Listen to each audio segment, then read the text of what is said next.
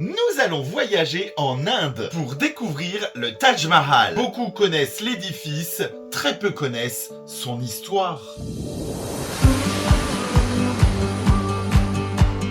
Il s'agit certainement de l'histoire la plus poétique mais aussi la plus triste. Direction la ville d'Agra. Nous sommes au XVIIe siècle, sous le règne de Shah Jahan, et éperdument amoureux de sa troisième épouse. Elle n'est pas seulement sa femme, elle est aussi sa plus proche conseillère, son amie. C'est vraiment une femme très importante pour lui. Elle l'accompagne même dans ses déplacements militaires. C'était pas très courant pour une femme, pas très bien vue non plus. Elle est renommée Mutam Mahal, qui signifie la lumière du palais. En 1631, le drame éclate. Elle va mettre au monde leur 14e enfant. Oui, 14. À ce moment-là, sur son lit de mort, car ça ne s'est pas bien passé du tout, elle demande à Shah Jahan le plus beau mausolée pour lui rendre hommage que le monde n'aurait jamais vu de semblable. Brisé par la mort de sa troisième épouse, Shah Jahan va se cloîtrer dans ses appartements pendant 1 an. Quand il en ressortira, il aura les cheveux longs,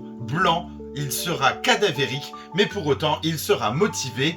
On fait les travaux. En 1632, on démarre. Ça prendra presque 20 ans. Les fondations sont creusées vers la rivière Yamuna. Et il faudra pas moins de 20 000 ouvriers, plus de 1000 éléphants. En 1643, le dôme est terminé, ainsi que la structure en marbre blanc. Il est temps d'y accueillir la sépulture de Mumtaz Mahal. Sur la suite, les finitions vont arriver, les jardins et les bâtiments annexes, notamment une superbe mosquée juste à côté. Les matières viennent du monde entier. Le marbre blanc vient du Rajasthan, le lapis-lazuli vient d'Afghanistan, la turquoise vient du Tibet et le jade vient de Chine. Le détail compte. Mais l'histoire du Taj Mahal, c'est aussi une sombre fin. Shah Jahan vide les caisses complètement du pays. Entre ce projet et les guerres qu'il a menées, il n'y a plus d'argent. En 1658, son fils, Aurangzeb, va faire un coup d'état et va renverser le pouvoir en place. Shah Jahan va être emprisonné de l'autre côté de la rivière, n'ayant que pour seule vue le Taj Mahal. Il va mourir en 1666 et est enterré à côté de son épouse, bien aimée.